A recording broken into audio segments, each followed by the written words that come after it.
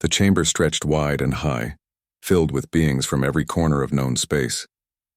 Ambassador Henry Clark stood at the human podium, his hands resting on the smooth surface as he looked out at the assembled representatives. 47 different species watched him with various types of eyes, sensors, and perception organs. Some floated in containment fields, others sat on specially designed platforms. A few existed as pure energy contained in crystalline vessels. This was the Galactic Council, the governing body that had maintained peace across thousands of worlds for longer than human civilization had existed. Henry had been standing in this same spot once a week for the past 4 months. Each time he came here, he brought the same message. Each time he left, nothing changed. Today would be his 16th formal complaint against the Velcrin sovereignty. The Velcrin were an insectoid race that controlled nearly 40 systems along the outer edge of known space. They had been expanding their territory for centuries, and now they had decided that human colony worlds looked like easy targets. The first attack had come 3 months ago. A small agricultural settlement on the planet New Helena had been raided in the middle of their night cycle. The Velcrin ships had appeared without warning, destroyed 2 storage facilities, and disappeared before the defense satellites could even power up their weapons. 7 colonists had died in the fires that followed. Henry had filed a formal complaint. The council had promised to investigate. Nothing happened. 2 weeks later, another raid. This time on a mining outpost near the Kepler Belt colonies. 15 dead. Henry filed another complaint. The council expressed concern and promised action. Still nothing happened. The attacks continued. Small, precise, and always just deadly enough to hurt but not big enough to trigger a full military response. The Velcrin were testing humanity, pushing boundaries, seeing how far they could go before Earth would actually do something beyond filing paperwork. The council seemed content to let them continue as long as the attacks remained relatively minor. Henry cleared his throat and began his prepared statement. His voice was calm and professional, the same tone he had used for every previous complaint. He detailed the latest attack, a raid on a research station orbiting New Sacramento, 12 scientists killed, 3 ships destroyed, millions of credits in research equipment reduced to floating debris. He provided evidence, sensor logs, and even footage from the station's external cameras, showing Velcrin military vessels conducting the attack. The council listened with what appeared to be polite attention. When Henry finished, the chamber fell into the standard pattern of responses. Several representatives expressed sympathy for the human losses. A few suggested that perhaps the attacks were the result of rogue elements within Velcrin society, rather than official military policy. The Velcrin delegate, a creature named Throck who stood nearly 3 meters tall on 4 armored legs, clicked his mandibles in what passed for their equivalent of a dismissive laugh. Throck addressed the council in his species' clicking language, which the universal translators converted to standard galactic speech. He expressed regret for what he called unfortunate incidents along the border regions. He suggested that human settlements were encroaching on traditional Velcrin hunting grounds. He hinted that perhaps humans should reconsider their expansion into that region of space. He never quite admitted that the attacks were official Velcrin military operations, but he also never quite denied it. The council moderator, a gaseous being from the Nephiline Collective, suggested another investigation.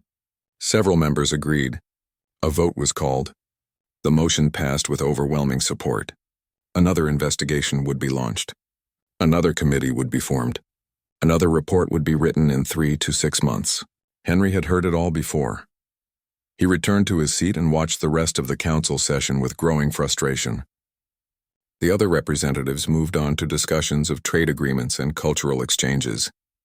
They debated the proper classification of a newly discovered pre-spaceflight civilization. They argued about updates to shipping lane regulations. The deaths of human colonists were already forgotten, filed away as a minor inconvenience in the grand machinery of galactic politics. When the session ended, Henry gathered his materials and prepared to leave. He had a report to file with Earth, another set of casualty numbers to deliver to families waiting for news, another week of explaining why the council was doing nothing to stop the attacks. As he walked through the corridors toward the diplomatic shuttle bay, he passed representatives from other species. Some nodded politely, others ignored him completely. A few looked at him with what might have been pity.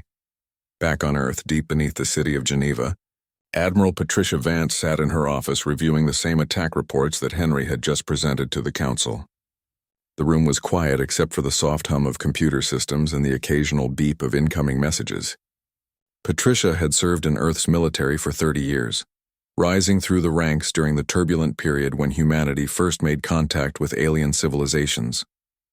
She had been part of the delegation that negotiated Earth's entry into the galactic community. She had helped design the treaties that governed human military operations in space. Those treaties were very specific. Humanity was allowed to maintain defensive forces to protect their territory and respond to direct threats. However, they were required to seek Council approval before conducting any military operations outside their designated space. They were forbidden from using certain weapon systems that the Council deemed excessively destructive. They were expected to exhaust all diplomatic options before resorting to military force. Earth had agreed to all of it because they wanted to be accepted as civilized members of the galactic community. Patricia closed the file and looked across her desk at Commander Jake Morrison. Jake had been her second-in-command for 5 years. He was a good officer, smart and reliable, with combat experience from the old wars before humanity had learned that they were not alone in the universe. His face showed the same frustration that Patricia felt. 16 complaints, she said quietly. 16 times we've gone to the Council asking for justice. 16 times they've done nothing. Jake nodded but said nothing. There was nothing to say. They both knew the political reality. Earth was still the newcomer, still the junior member of the galactic community. The Velcrin had been part of the Council for centuries. They had allies, trade agreements, and political influence that humanity simply did not possess.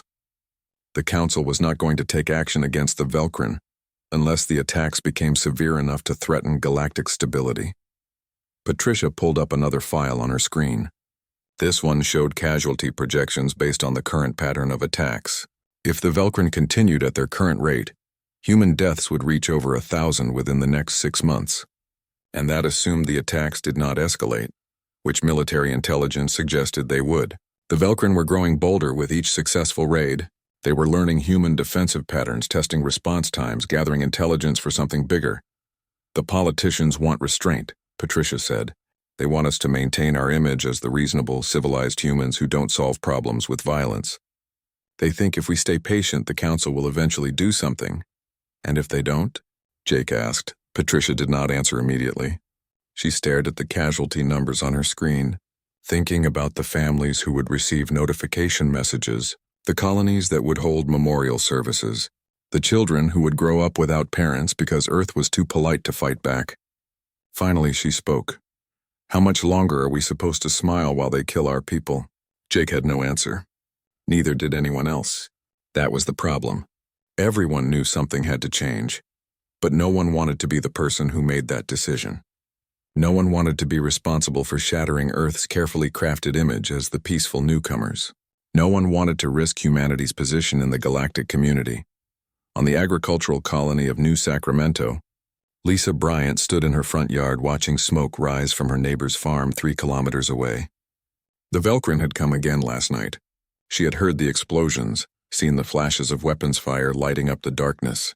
By the time the Colonial Defense Force arrived, the attackers were gone. Now rescue teams were searching through the ruins looking for survivors. Lisa held her daughter close and felt the child tremble against her. They had been lucky. The Velcrin ships had targeted the commercial farms on the eastern plateau. Lisa's small family farm was too far west to be worth their attention. But luck would not protect them forever. The attacks were getting more frequent, coming closer to the residential areas. Eventually, luck would run out.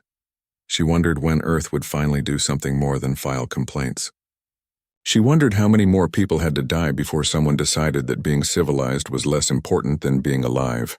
She wondered if her daughter would grow up on this world, or if they would be forced to evacuate like so many other colonists had already done. The smoke continued to rise against the morning sky. Somewhere in that smoke were her neighbors, people she had known for years, families who had come to this world seeking a bee. The emergency message reached Henry Clark during a diplomatic dinner with representatives from the Azurian Commonwealth. His datapad vibrated 3 times in rapid succession, the pattern that indicated urgent priority from Earth Command. Henry excused himself from the table and stepped into a private communication alcove. He activated the secure channel and felt his heart drop as the casualty numbers appeared on the screen. Haven Station was gone. Not damaged, not raided, completely destroyed. The station had been home to 15,000 people, a major civilian hub in established human space where families lived, worked, and raised children. It was not a military target. It was not a border outpost. It was deep inside territory that everyone recognized as belonging to humanity. The Velcrin had not just crossed a line. They had obliterated it. The report continued, scrolling across the screen. 12,000 confirmed dead, 3,000 missing, either captured by the Velcrin or lost when the station's hull breached and exposed entire sections to vacuum. The attack had been deliberate and overwhelming. 20 Velcrin warships had appeared without warning, disabled the station's defenses within minutes, and then systematically destroyed the main habitat modules. By the time human military vessels arrived, there was nothing left to save except a few escape pods and debris. Henry's hands began to shake. He read through the list of casualties, scanning the names automatically even though he knew there were too many to process. Then he saw it. Clark, Julie, age 19, status missing. His daughter. His only child.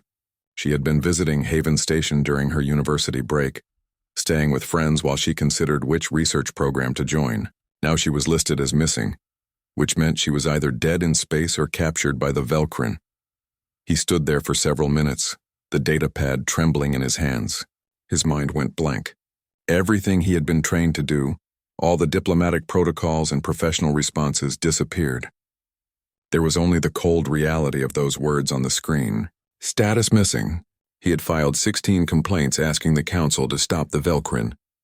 He had been patient. He had been professional. He had followed every rule. And now his daughter was gone. Henry returned to the diplomatic dinner long enough to make brief apologies and collect his belongings. The Azurian representatives sensed something was wrong, but were too polite to press for details. He walked through the corridors of the council complex in a daze, eventually finding his way to the main council chamber. An emergency session had already been called. Representatives were gathering, their various forms of communication creating a chaos of sounds, lights, and energy patterns as they discussed the attack. The session began with the standard protocols. The council moderator called for order. Reports were presented. The Velcrin delegate Throck stood to address the assembly. He expressed deep regret for what he called an unfortunate miscalculation by Velcrin military forces. He claimed that the attack had been a mistake, that the ships involved had believed they were targeting a human military installation rather than a civilian station. He offered formal apologies and suggested that a joint investigation committee be formed to determine exactly what went wrong. Several council members immediately began discussing the formation of such a committee. Others proposed hearings to examine Velcrin military protocols. A few suggested economic sanctions, though none of them seemed particularly enthusiastic about that option. The Turian delegate recommended patience and careful deliberation before taking any action that might destabilize regional politics. The conversation continued in circles, the same patterns of delay and deflection that Henry had heard dozens of times before. He sat at the human delegation's position and listened to them debate while his daughter was listed as missing. He listened to them express sympathy while 12,000 human beings floated dead in space. He listened to them suggest investigations and committees and hearings, while the Velcrin delegate stood there offering empty apologies without any real consequences. Something broke inside Henry Clark.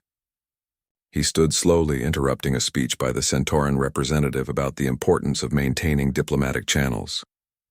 Every eye, sensor, and perception organ in the chamber turned toward him. Henry reached up and removed his translator pin, the small device that allowed him to understand and be understood by all the species present. Without it, he could only speak in English. Only a handful of species in the chamber would understand him directly, but he no longer cared. His voice came out cold and hard, nothing like the measured diplomatic tone he had used for years. You have 30 days to bring the Velcrin to justice. 30 days to show us that this council means something. If you cannot do that, then Earth will handle this ourselves. The chamber erupted. The translator systems converted his words for those who needed it, and the response was immediate chaos. The Velcrin delegate clicked his mandibles in what might have been outrage or amusement. The council moderator called for order. Several representatives began speaking at once, their voices overlapping into incomprehensible noise. Henry heard fragments of their objections. Unilateral military action was barbaric. It violated 10,000 years of galactic law. It went against every principle the council was founded upon. Humanity needed to respect the proper channels and procedures. Henry Clark walked out of the chamber without another word. He did not look back. He did not stop when other delegates called after him. He simply left, walking through the corridors he had navigated so carefully for years, past the offices where he had filed his complaints, through the security checkpoints where guards had grown familiar with his face. He walked until he reached the human diplomatic shuttle, and then he transmitted a single message back to Earth. The message was brief. No more complaints. No more waiting. No more pretending that diplomacy was working. Just a simple statement that the council had been given their chance and a request for new orders. Then he sat in the shuttle and stared out at the stars, thinking about his daughter somewhere out there, hoping she was still alive, knowing that even if she was not, things were about to change. On Earth, Admiral Patricia Vance received Henry's message along with the full casualty reports from Haven Station. She sat in the command center beneath Geneva, surrounded by screens showing data from across human space. The other members of the Joint Chiefs were present, connected via secure communication channels. Above them, the civilian leadership was meeting in emergency session. President Gregory Lane had called together his cabinet, the security advisors, and key members of the Legislative Assembly. The debate lasted for 6 hours. Some argued for continued diplomacy. They warned that military action would isolate humanity from the galactic community. Others pointed out that the galactic community had done nothing to protect human lives. Some worried about the long-term consequences. Others asked what the consequences were for doing nothing, while human citizens were slaughtered. The discussion went in circles until finally the president called for a vote. The authorization passed. Operation Reckoning was approved. Every restraint that humanity had placed on its military forces was officially lifted. Every weapon system that had been kept hidden was authorized for deployment. Every protocol designed to make humanity appear civilized and restrained was suspended. Earth was going to war, and they were going to fight the way humans had always fought when they stopped caring about appearances. Patricia received the orders and immediately began issuing commands. The fleets that had been conducting peaceful patrols would be recalled and refitted. The ships that had been hidden in deep space reserves would be brought online. The weapon systems that had been developed in secret and never deployed would be loaded and tested. Most importantly, Protocol 17, the contingency plan that had been created during Earth's final World War and never revealed to the galactic community, was greenlit for demonstration. Commander Jake Morrison stood beside her as the orders went out across the military network. He watched the screens light up with confirmations as ships powered up their full combat systems, for the first time since humanity joined the galactic community. He had served in the old wars before first contact. He remembered what human military forces looked like when they stopped holding back. He had hoped to never see it again. All of them? He asked quietly. Even Protocol 17? Patricia looked at him with eyes that showed no doubt or hesitation. Especially Protocol 17. Let them see what we really are. The orders continued flowing outward. Across human space, military commanders received their new directives. Ships began moving toward assembly points. Weapons that had been locked in storage were brought to active status. Crews that had trained for years in combat scenarios they thought would never be used suddenly found themselves preparing for real war. The change rippled through every level of Earth's military structure, from the largest battleships down to the smallest patrol craft. In the civilian sectors, news of Haven Station's destruction spread rapidly. Shock turned to grief. Grief turned to anger. The calls for action that had been growing louder with each Velcrin raid now became a unified demand. The people of Earth and its colonies had been patient. They had trusted the Council to maintain peace. They had belie. The Velcrin ignored Earth's ultimatum completely. They had faced hundreds of species over their 1,000-year empire, and they had seen every response to aggression that civilizations could offer. Some species chose diplomacy and negotiation, slowly surrendering territory while trying to maintain peace. Others fought back with their limited forces and were crushed under superior numbers. A few simply abandoned their border regions and retreated deeper into their own space. In every case, the Velkrin eventually got what they wanted through persistence and overwhelming military power. These humans appeared to be following the standard pattern. They made threats. They issued deadlines. They postured and complained to the Galactic Council. But in the end, the Velkrin believed they would back down like everyone else. After all, humanity had been part of the galactic community for barely 3 decades. They were newcomers with limited territory and small military forces. They had shown nothing but restraint and diplomacy since joining the Council. The Velkrin saw no reason to take the ultimatum seriously. Admiral Throck stood in the command center of the Velkrin war fleet and studied the tactical display. 200 ships were assembled in formation, the largest military force the Sovereignty had deployed in nearly 50 years. Their target was New Olympus, humanity's largest and most developed colonial holding. The planet had a population of nearly 2 million humans, extensive industrial facilities, and significant strategic value. Taking it would break the back of human expansion and force Earth to accept Velkrin dominance in this region of space.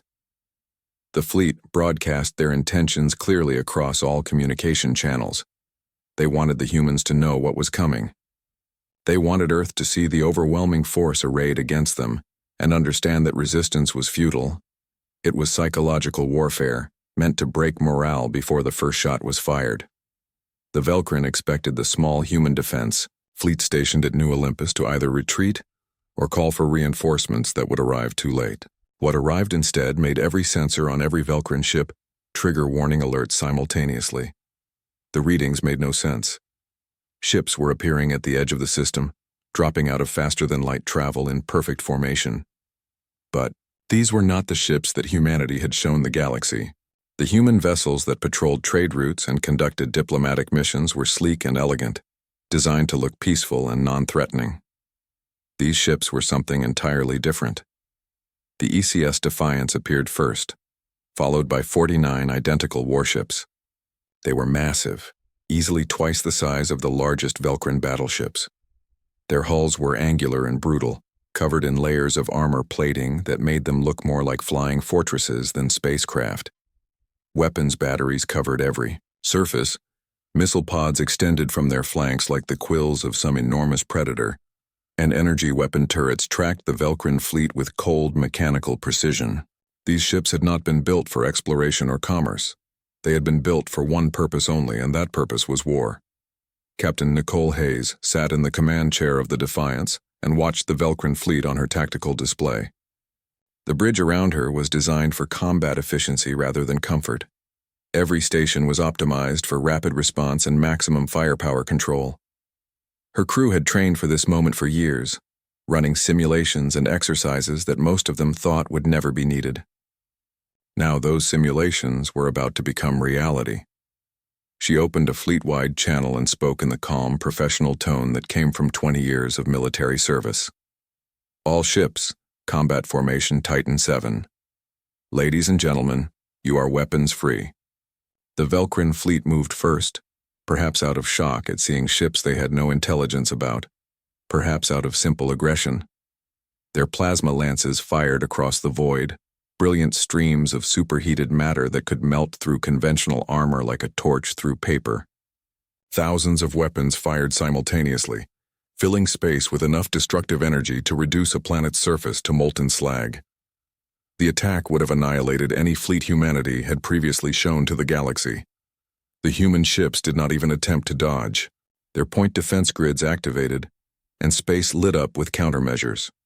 Rapid-fire kinetic weapons tracked and intercepted incoming plasma bolts.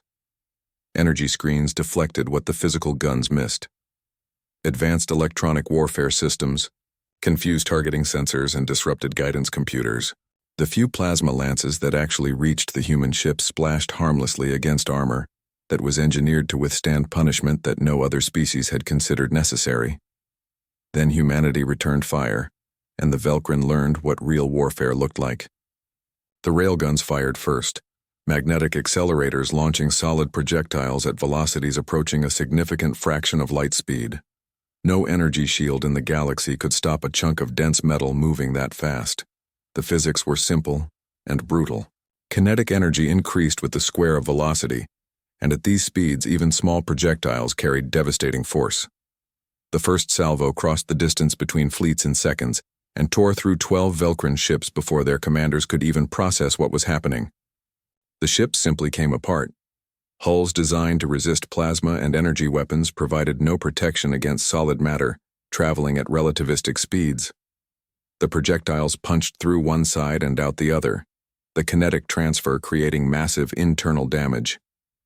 Secondary explosions rippled through the wounded vessels as power systems failed and ammunition stores detonated. Within 30 seconds of the railguns firing, 12 of the Velcrin's finest warships were reduced to expanding clouds of debris and atmosphere. The missiles followed immediately after. These were not the simple rocket-propelled weapons that most galactic species used. They were multi-stage hunter-killers with onboard artificial intelligence that made independent decisions about targeting and approach vectors. Each missile could track multiple targets, coordinate with other missiles to overwhelm defenses, and adapt to enemy countermeasures in real time. They swarmed the Velcrin formation like a plague of mechanical insects, weaving through defensive fire and finding weak points in armor and shields. The Velcrin tried to respond. Their ships were well designed and their crews were experienced. They had fought dozens of species and won every major engagement. But they had never faced an enemy like this. Their plasma weapons were designed for ship-to-ship combat at medium range. But the human vessels stayed at distances where their railguns were most effective. Their shields were optimized against energy attacks, but provided minimal protection against physical projectiles. Their point defense systems were adequate for intercepting conventional missiles, but could not track or stop weapons with advanced AI guidance. Admiral Throck watched his fleet die on the tactical displays and felt something he had never experienced in 40 years of military service. Fear. Real, genuine fear of an enemy that was demonstrating capabilities far beyond anything the Velcrin had encountered. His ships were being systematically destroyed, and nothing his commanders tried made any difference. They attempted to close range for more effective plasma fire, but human railguns cut them down before they could get near. They tried to retreat and regroup, but human missiles pursued them relentlessly. They called for reinforcements, but no reinforcements would arrive in time to make any difference. 8 minutes after the battle began, 163 Velcrin warships were gone. Some were completely destroyed, nothing left but debris and radiation. Others were crippled and drifting, their life support failing and crews dying. A few had managed to activate emergency faster-than-light jumps and escaped, though several of those ships suffered catastrophic failures from jumping without proper calculations and were lost in the void between stars.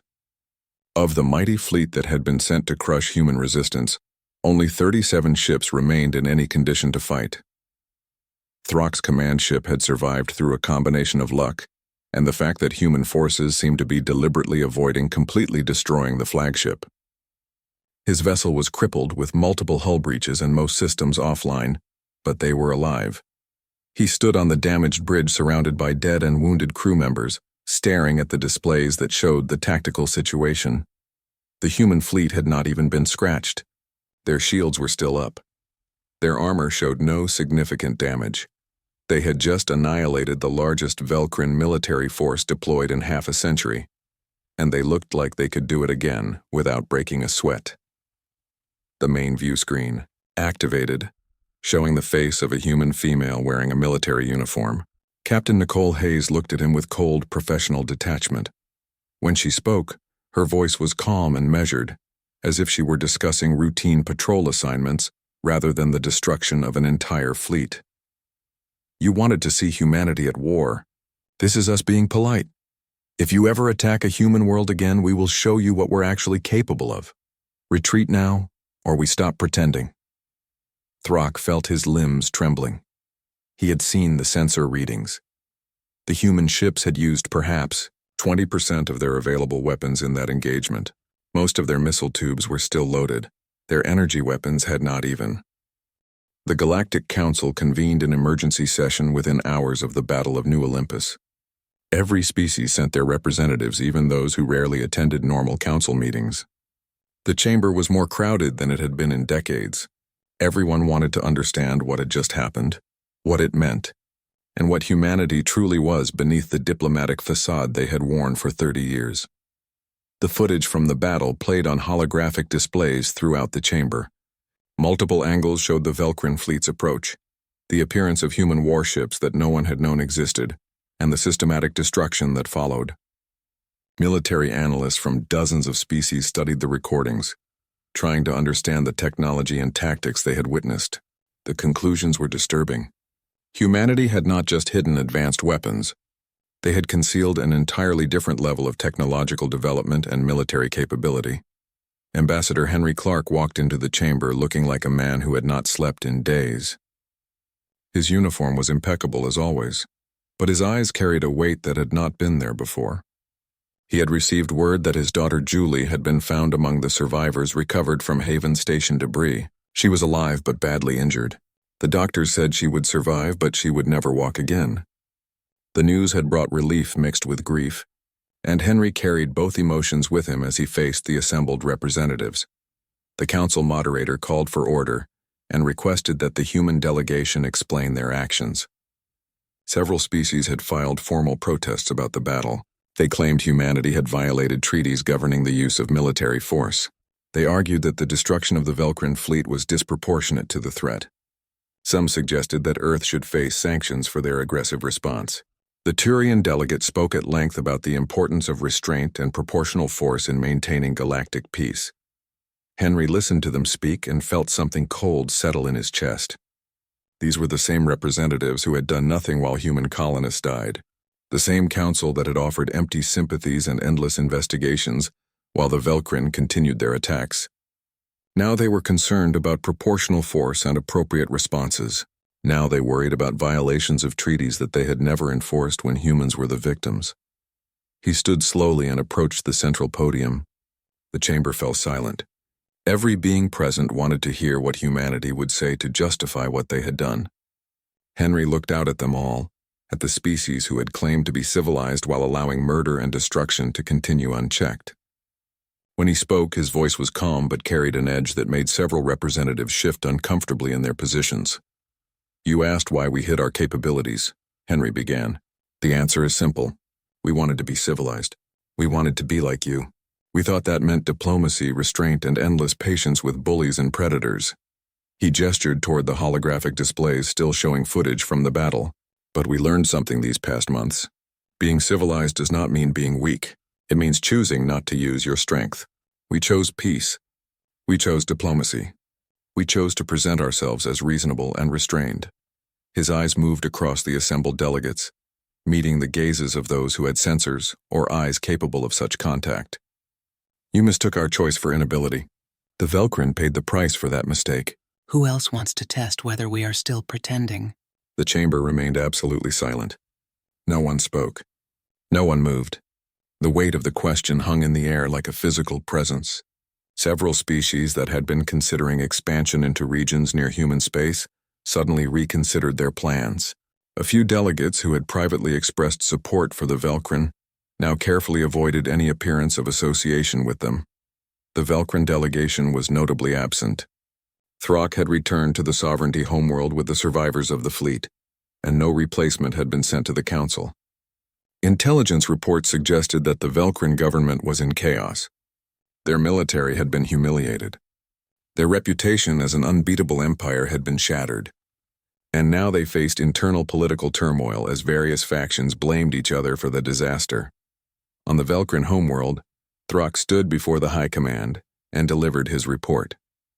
The massive chamber was filled with the highest-ranking military and political leaders of the Sovereignty. They listened in stunned silence as he described the battle in detail. The human weapons that moved at impossible speeds, the missiles that thought for themselves, the armor that their best weapons could not penetrate.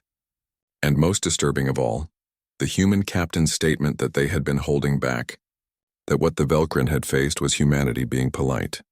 The High Sovereign, A being who had ruled the Velcrin for 3 centuries and presided over countless military victories, listened carefully to every word. When Throck finished his report, the ancient leader sat in silence for a long moment before speaking. "What do you recommend?" Throck did not hesitate. "Surrender. Offer full reparations, accept whatever terms they demand, because what they showed us was not their full strength." Captain Hayes said they were still pretending. "I believe her." The chamber erupted in protest. Several military commanders argued for renewed attacks, claiming the first battle was merely bad luck. Others suggested seeking allies among other species to present a united front against human aggression. A few proposed abandoning the border regions and hoping humanity would be satisfied with that concession. The debate raged for hours, with factions forming and dissolving as different leaders proposed different strategies. Finally, the High Sovereign raised one armored limb, and the chamber fell silent. "We attacked them for months. We killed their people. We destroyed their station. And when they finally responded, they did not destroy our homeworld. They did not hunt down every Velcrin ship in space. They defeated our fleet and then stopped. They showed restraint even in victory. This tells me they were being honest. They truly were holding back." The ancient leader stood slowly, mandibles clicking in a pattern that indicated serious contemplation. "If we continue this conflict, they will eventually stop holding back. And I do not believe we will survive that. Contact Earth. Offer unconditional surrender." Back on Earth in the command complex beneath Geneva, Admiral Patricia Vance met with the Joint Chiefs and senior civilian leadership. President Gregory Lane sat at the head of the conference table looking exhausted but satisfied. The Velcrin had sent communication requesting immediate negotiations. 7 other species had contacted Earth diplomatically, seeking assurances about human intentions and offering various forms of cooperation. The Galactic Council had passed an emergency resolution, recognizing humanity's right to self-defense and establishing new protocols for addressing grievances. "It worked," the president said simply. "We showed them strength and they backed down." Patricia nodded, but her expression remained serious. "This was the easy part. Now we need to make sure no one ever forgets what they saw. We need to demonstrate that New Olympus was not our limit. We need them to understand that what they witnessed was us being gentle." Commander Jake Morrison spoke up from his position at the tactical display. "Protocol 17? Patricia looked at the president, who nodded slowly. "We have approval from the Security Council. Stage the demonstration. Make it public. Invite observers from every species. Let them see what humanity is truly capable of when we stop pretending entirely." The orders went out within the hour. Earth would conduct a public demonstration of their most advanced weapons technology in neutral space.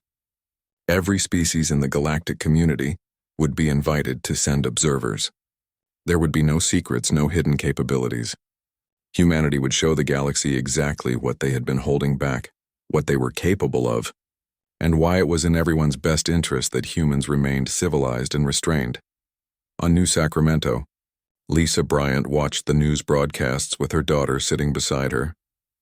The attacks had stopped completely. Velcrin ships had withdrawn from all border regions. The defense forces were reporting that no hostile contacts had been detected anywhere near human space, for the first time in months. Her neighbors were returning to their farms. Construction crews were beginning to repair the damage from previous raids. Life was slowly returning to normal, or at least to a new normal where everyone understood that Earth was not helpless. Lisa thought about the smoke she had watched rising from destroyed farms, the fear she had felt every night wondering if the Velcrin would come for her family next, the frustration of knowing that no one was coming to help them. All of that was gone now. The galaxy had learned that humanity was not weak. They had learned that human restraint was a choice, not a limitation. They had learned that it was better to live in peace with Earth than to test how far humans could be pushed before they stopped being polite. Her daughter asked her what would happen next. Lisa held her close and looked up at the sky where human warships now patrolled openly, no longer hiding their true capabilities. "I think we're going to be safe now," she said quietly.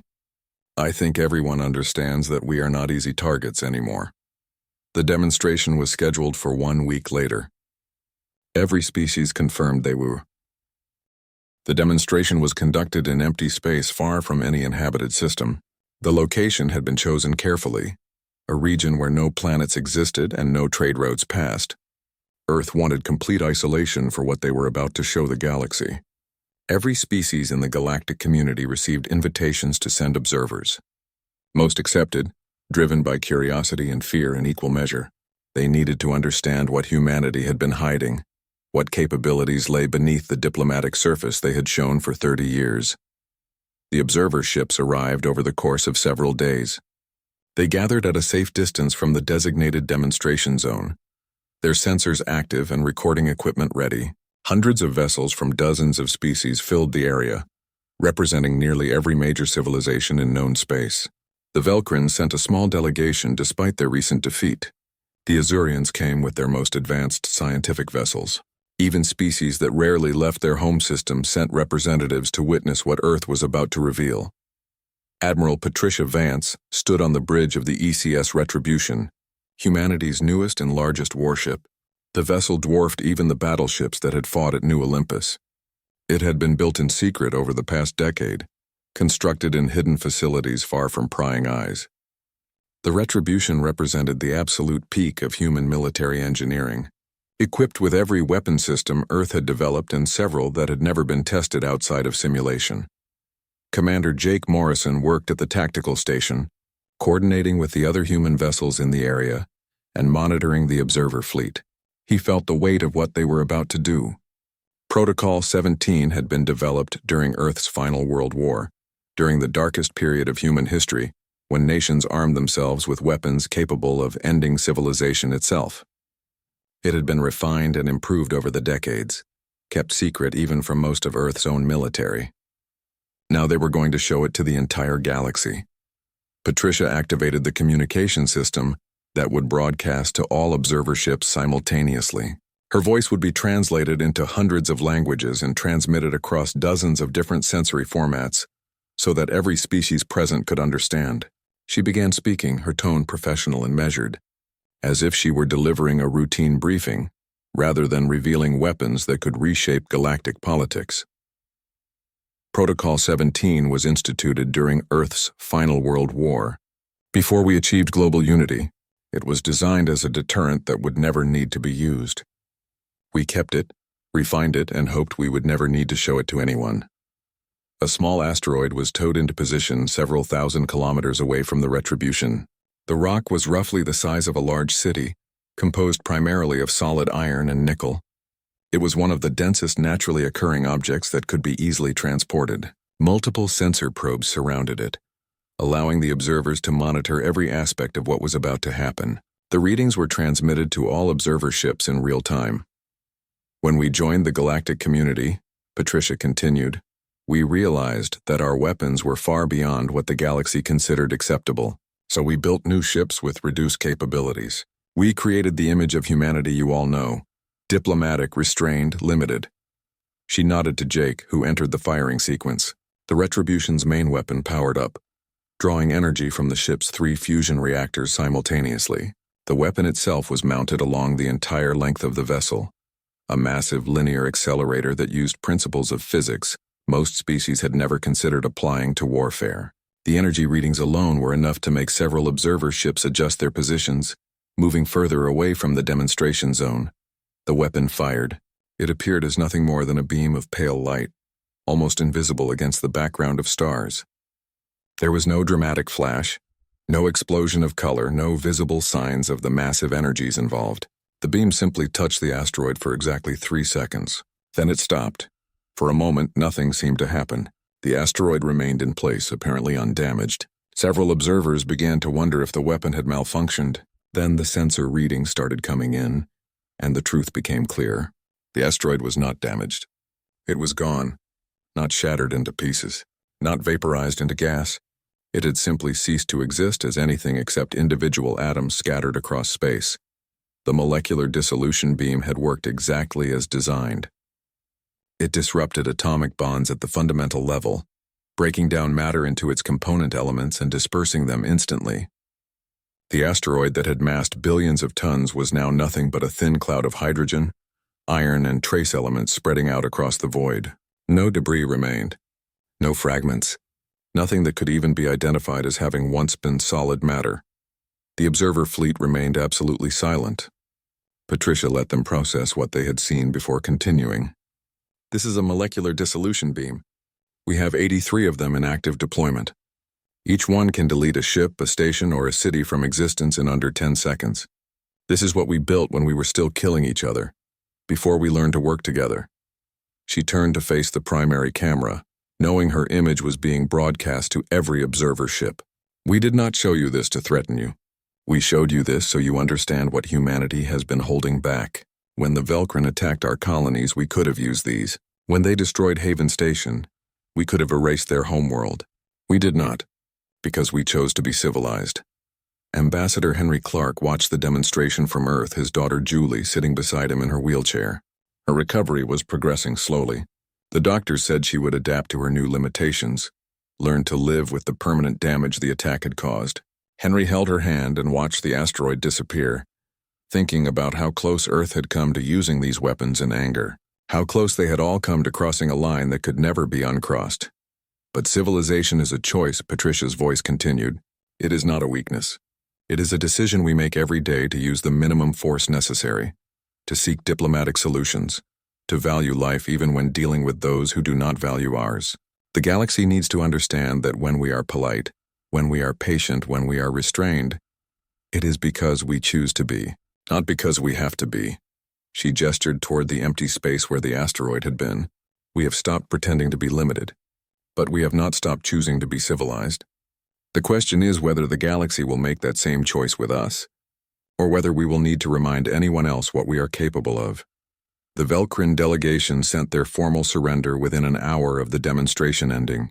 They offered full reparations for all human losses, including financial compensation for Haven Station and every other attack. They agreed to complete demilitarization of their border regions and accepted the permanent stationing of human observation vessels in their territory. They withdrew all territorial claims that conflicted with human expansion. The surrender was unconditional and comprehensive. Everything Earth could have demanded and more.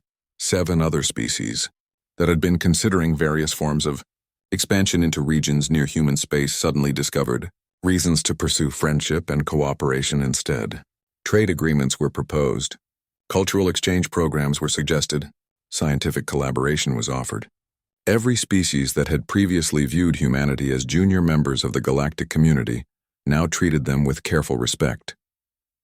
The Galactic Council convened and passed sweeping reforms. A new resolution recognized humanity's right to self-defense without requiring prior council approval. Another established rapid response protocols for addressing grievances against council member species. The voting was unanimous. No one wanted to be the next species that pushed humanity far enough to stop being diplomatic. On New Sacramento, Lisa Bryant watched her daughter play in the rebuilt park. The construction crews had worked quickly, repairing the damage from the Velcrin raids and adding new defensive installations that would prevent any future attacks. Human warships passed overhead regularly now, no longer hiding their true capabilities. The patrols were visible reminders that these colonies were protected by a civilization that had chosen peace but possessed the power to enforce that choice. She thought about everything that had changed in such a short time. The fear that had dominated their lives for months was gone. The helplessness of watching attacks continue while waiting for help that never came was replaced by confidence that Earth would protect its people. The galaxy had learned what humanity truly was, and that knowledge had brought a kind of peace that diplomacy alone could never have achieved. Across human space, a new motto appeared on military vessels, government buildings, and memorial walls. It was carved into the monuments erected for those who had died in the Velcrin attacks. It was printed on the documents that outlined Earth's new relationship with the galactic community. The words were simple and direct, serving as both a promise to humanity's citizens and a warning to anyone who might forget the lessons that had been learned. We choose peace. Do not make us choose otherwise. The galaxy settled into a new equilibrium. Trade continued. Diplomacy functioned. The Count